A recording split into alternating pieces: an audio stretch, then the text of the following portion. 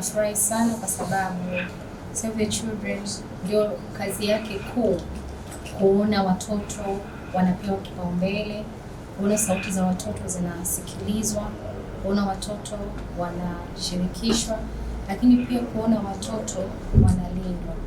Na sisi tumefurahi sana kuwa sehemu ya kikao hiki, kuyasikia yale ambayo wameyapanga, lakini pia tunashukuru pia kupata nafasi ya kuweza kusaidia kifedha na pia kutoa ile capacity building, kujenga uwezo kwa mashirika kama ZCRF ambao tumeona sasa wanaweza kushirikiana na NCAP katika kuhakikisha sauti za watoto zinakwenda kuwa sehemu ya maamuzi ambayo yanakwenda kulinda na kuhakikisha kwamba watoto wanalindwa na wanapata haki zao.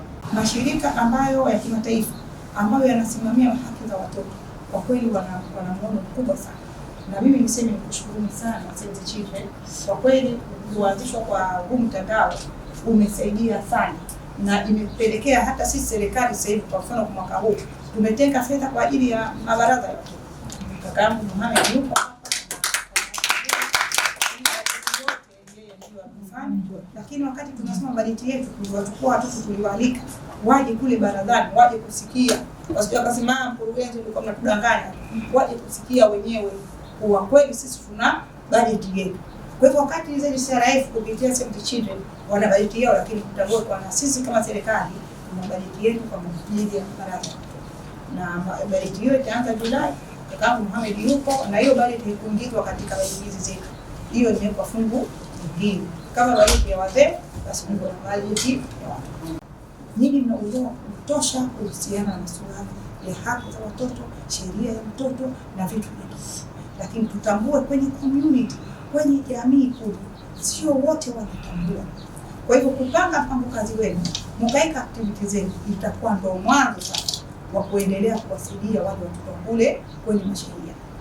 Huko kwenye mashehia kuna mambo mengi yanafanyika. Vipi mtaweza kuyaibua? Mtakapoweka mpango kazi wenu ukawa kwa vizuri, mtajua mnaenda kwenye community kwa muda gani, basi na kuharibu masomo yenu, basi na kuharibu masomo ya madrasa pamoja na tuition pengine pamoja na shule, lakini tuhakikishe kwa tunawafikia wale wenzetu ambao Save the Children wao kwa pamoja tunatekeleza mradi huu wa Mkua ambao unatekelezwa Zanzibar lakini pamoja na Tanzania bara. Ni mradi wa miaka mitatu na umeanza mwaka huu 2026.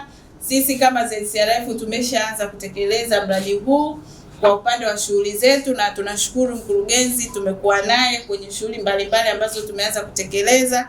Lakini mradi huu kwa upekee kabisa una eneo ambalo unasaidia watoto katika kutekeleza mipango kazi yao ambao wamejiandalia, na mradi huu kwa sasa utaendelea kufadhili shughuli za watoto kupitia Baraza la Watoto la Taifa NCAP. Na waliweza kufanya hivi mwaka 2024 na sasa hivi wanafanya hivi kwa mwaka 2025. Watoto waliandaa mpango kazi wao ambao wataufanya unaoendana na matokeo ya mradi na watapatiwa fedha zao za utekelezaji. Lakini fedha hizo kama tunavyojua watoto hawawezi kusimamia fedha wenyewe. Fedha hizo zitapitia ZCRF, sisi ndio tutasimamia, lakini wao itakuwa watekelezaji wakubwa wa huu mpango kazi.